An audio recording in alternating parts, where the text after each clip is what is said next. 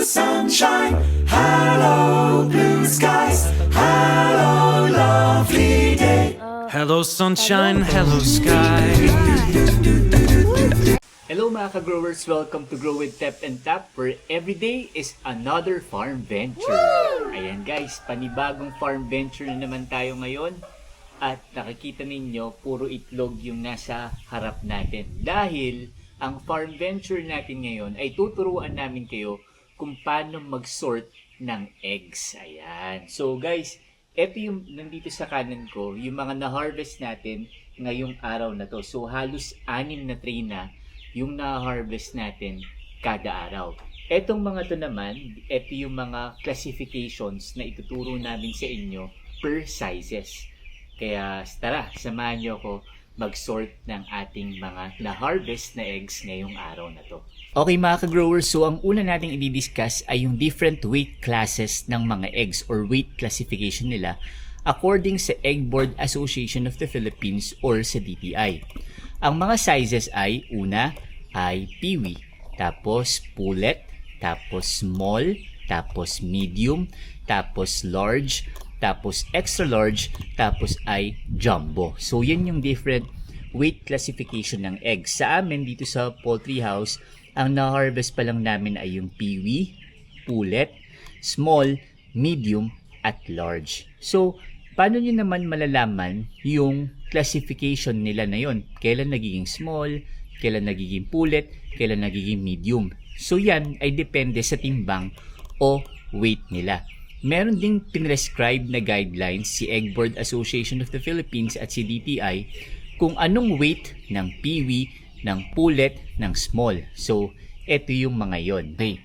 So ano yung mga weight ng mga egg sizes na nabanggit namin? Ito yung mga yon. Ang ginagamit namin ay yung sa Egg Board Association of the Philippines. Dahil yung sa DTI ay medyo may 50.1, may 0.1.1 siyang mga weight or in grams. Kaya lang, yung ating scale naman ay hindi usually nagkakaroon ng point. Kaya ang gagamitin natin ay yung sa Egg Board Association of the Philippines, which is halos same lang naman doon sa prescribed weight ng DTI. So, eto yung mga yon. Pagka peewee, 40 to 44 grams. Pagka pullet, 45 to 49 grams. Pagka small, 50 to 54 grams. Pagka medium, 55 to 59 grams. Pagka large, 60 to 64 grams. And so on and so forth. Ang gagawin natin ay titimbangin natin isa-isa yung mga itlog na na-harvest natin. At kung mag-fall siya doon sa mga weight na yon, ika-classify, doon natin siya i-sort according to its weight classification or egg size. So para di kami mahirapan ay kinulayan namin yung mga trays natin. So pagka pink, ito ay peewee. Pagka blue, ito ay pullet size. Pagka naman red, ito ay small. Pagka naman green, ito ay medium. Pagka naman yellow, ito ay large. Para hindi kami malito kung anong mga sizes dapat siya mag-fall. Kung mapapansin ninyo, meron ding bakante o walang kulay na trays. Dahil dito natin nilalagay yung unang patak kung tawagin natin. Yun ay below 40 grams. Dito rin natin nilalagay yung mga soft shells, cracked eggs, at dirty eggs. Dahil iba yung classification nun at iba rin yung presyo nun. Okay? So, tandaan ninyo, pagka dirty, hindi na yun isasama dito sa nakasort per sizes kasi iba na ring type yon. Pagka crack, pagka soft shell, iba na rin yon. At yung unang patak, yung below 40 grams, yun yung unang patak kung tawagin natin. Yun yung usually ginagamit sa kwek-kwek dahil maliit lang siya. Okay? So, ngayon, magsisort na tayo. So, eto yung sinasabi kong crack. So, ilalagay natin siya dito sa crack na tray. Okay? Pag-crack yung egg. Ito naman yung sample namin ng soft shell. Ayan. Sa Tagalog, luno. Meron din kumukuha sa amin ng luno at cracked eggs. Etong luno, sinasama rin namin dito sa cracked eggs at luno na tray. Ayan. So ngayon, simulan na natin mag-sort. Ituloy na natin yung mga una nating na-sort. So ito yung tray na yon. So nakita ko ito, meron na rin crack. Yan. Meron tayong luno. Pagka bago lang yung mga manok natin, mapapansin niyo marami talagang ganito, mga crack, mga luno. Ayan. So yan. So yan na yung mga crack at luno natin. So ngayon, eto pa, meron pa ditong luno. Ayan, lalagay na natin dito yan, yung mga luno na yan. Tapos meron din tayong basahan. Okay, take note.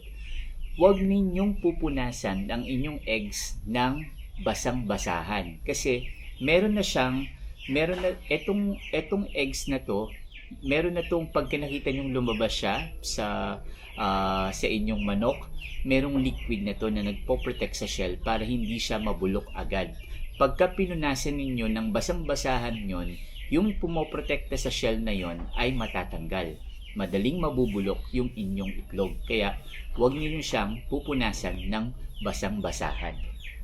So, eto, may exam tayo guys ha. Eto, 49 grams. Saan ko ilalagay? Okay, kayo na bahala. Ayan, sa blue.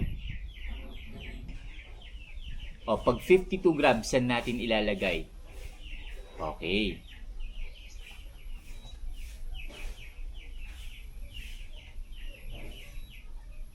O, 54 grams, saan natin ilalagay? Yes, sa small. Ayan.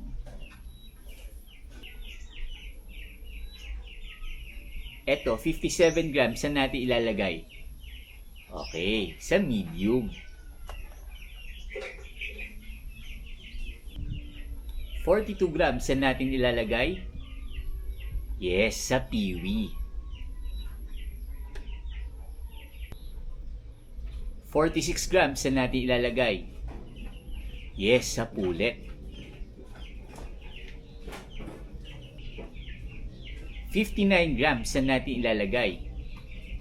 Yes, sa medium. Kasi 55 to 59 grams. Punas-punasan lang natin. Tapos, ayan. Pero again, wag basa. 57 grams. Yes, sa medium. Ayan, so yung medium natin naka-isang tray na. So kumuha ulit tayo na isa pang tray na may green na mark. Ibig sabihin, medium yon. Kaya lalagay natin siya dito. Nakakatuwa dahil dumadami na yung medium natin kahit paunti-unti. Again, bisitahin yung video namin tungkol sa morning routine natin. Dahil nandun yung paglilinis nung hinuhulugan nung eggs para hindi madumihan yung mga eggs pagka nalalaglag. 46 grams, saan natin ilalagay? Yes, sa pullet. So, naka-isang tray na naman tayo ng pullet. Napuno na natin isang pullet tray. 46 grams ulit, so sa pullet tray na naman. So, ayan. Pagka naman wala pa kaming nakulayan, ito, yung blanco, lalagay lang namin dito. Tapos, meron kaming iba-ibang mga kulay. May stabilo, tapos meron din kaming Crayola. So, yung blue namin, Crayola. So, kukoloran lang namin to ng blue. Ayan. So, may tanda na kami na pullet siya. 40 grams. Ito, pag 40 grams, anong size? Kaya lang, nakita natin. Yun yung kagandahan pag nagpupunas. Dahil makita ninyo, may crack siya. Kaya, mapupunta siya dun sa crack and soft shell na tray natin. Ito rin, pagkapako pa lang may crack na siya. Kaya, lalagay natin siya doon sa crack na tray natin. Ayan. Ito, tingnan ninyo ha.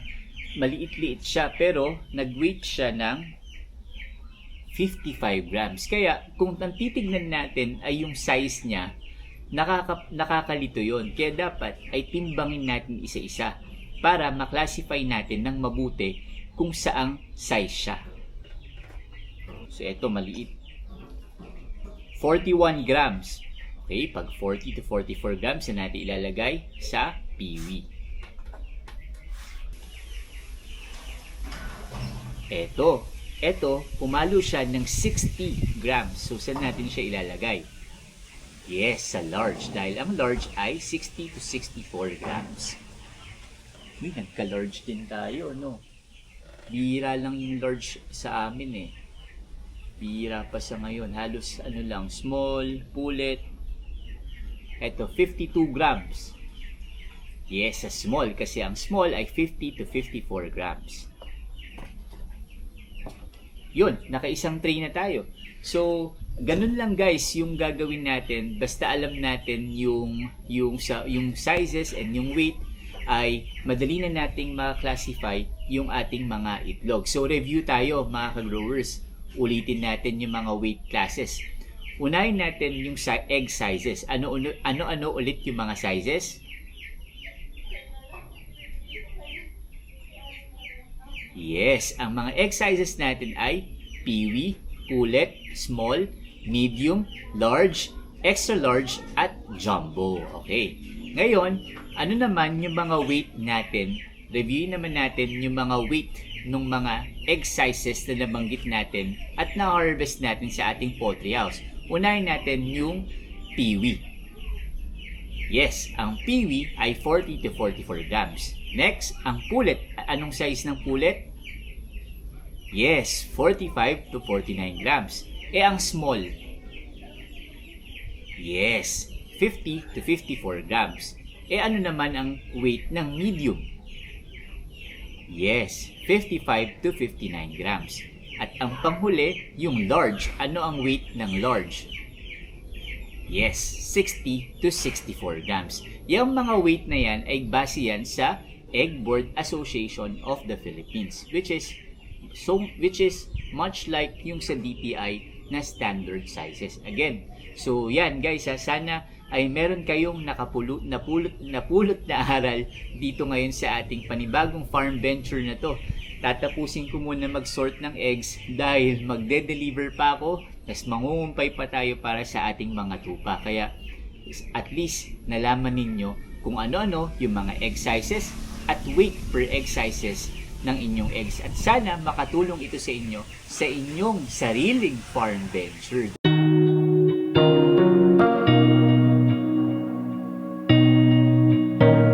Ayan mga ka-growers, natapos na natin mag-sort ng itlog at ito ngayon ay ready na for delivery.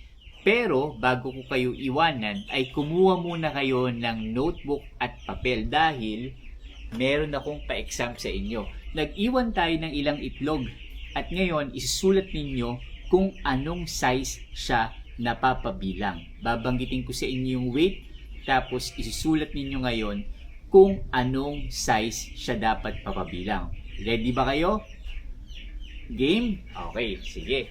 Simulan natin. Una, ito. Anong tawag dito? Sulat ninyo in 3, 2, 1, go. Okay. So, ito ay soft shell. Yan. Or sa Tagalog, luno. Kaya dito siya sa soft shell, luno or cracked egg na tray. Ayan. So, next natin, ito naman. Kung mapapansin ninyo, meron siyang basag. Saan natin siya ilalagay? Ayan, may balahibo pa. Saan natin siya ilalagay? May basag. So, sa crack or soft shell na tray. Ayan. Next naman natin ito. Saan natin i-classify itong itlog na ito? Tignan ninyo mabuti. Sulat ninyo ngayon. 3, 2, 1, go. Okay, yes. Etong itlog na to, ayan, dirty. Dirty siya, namantsahan, kaya malalagay siya sa dirty egg na tray. Iba ang presyo nito, okay? Bagaman malaki siya, dirty siya, bumababa yung presyo nito. Kaya mahalaga na lagi nating una, kukuhaing maaga yung itlog. Kami, 11 AM, kinukuha na namin yung mga itlog. Kasi pagka nababad siya doon, maaaring mapatakan siya ng feeds, mamantsahan ng poops ng manok, di ba? Maraming mga pwedeng magmantsa doon sa ating egg. Tapos, ang problema pa ay bababa yung value niya. Kaya ito ay classified as dirty egg. Check ninyo kung tama kayo. Naman, ayan, malinis siya, good siya. I-weight natin. I-weigh natin siya ngayon. Okay. 37 grams. Anong weight siya? Anong egg size siya? Ayan. Sorry, mali yung tanong. Anong egg size siya? 3, 2, 1, go. Okay. 37 grams. So pagka 37 grams, below 40 grams, ang weight niya ay sa unang patak. Sa unang patak siya. Dahil no weight classification naman siya. Ito naman, i-weigh natin to. 45 grams itong egg na to. Malinis. 45 grams. Anong egg size siya? 3, 2, 1, go! Yes, 45 grams ay sa pullet size dahil ang pullet size ay 45 to 49 grams. Next, ito naman, i-weigh natin. 43 grams malinis, tapos 43 grams siya. Anong egg size siya? 3, 2, 1, go! Yes, piwi ang size niya dahil ang piwi ay 40 to 44 grams. Ayan. Ito naman, malinis. Weigh natin siya. 67 grams. Anong weight class siya or egg size siya? 67 grams. Okay, 3, 2, 1, go. O, baka malito kayo. Ang 67 grams ay wala pa dun sa ito, first namin nagkaroon ng ganito. Ng XL or extra large. Ang extra large ay 65 to 69 grams. At meron na tayo extra large ngayon. Ayan, 65 to 69 grams. Kaya dito wala pa siyang tray dahil ngayon lang tayo nagkaroon ng XL. Ayan. So ayan guys, sana nakatulong sa inyo ang pag-sort natin ng eggs. Nalaman ninyo yung egg sizes, pati yung weight of each egg size. At makatulong sa inyo ito sa inyong poultry farming venture. Muli po kami nagpapaalala na kami po ay hindi mga expert. Mas mabuti pa rin pong kumonsulta sa mga profesional. Ayun mga ka-growers, sana ay natuto kayo sa ating kakaibang farm venture ngayon dahil nag-ala teacher Rachel naman tayo ngayon. Pero sana nga po ay natuto po kayo at nakilala ninyo ang different egg sizes. Baka naman isa-isahin nyo ng timbangin yung mga itlog pag bumibili kayo sa palengke, no? Kaya sa lahat ng poultry farmers, tiyakin po natin tama ang timbang at yung classification ng egg size ng mga itlog na atin pong binibenta sa ating mga customer para maging confident po sa atin ng ating mga buyers. Huwag natin ipagpapalit yung ating pangalan sa pandaraya at sa kakarampot na kita dahil sa pandaraya at pandarambong. Naku, napakarami ng mandarambong po sa mundo. Huwag na po tayong humanay po sa mga ganun. Kaya maging tapat sa ating mga customers at tiyaking tama ang timbang o weight ng ating mga itlog na binibenta. See you again on our next farm venture guys. Bye!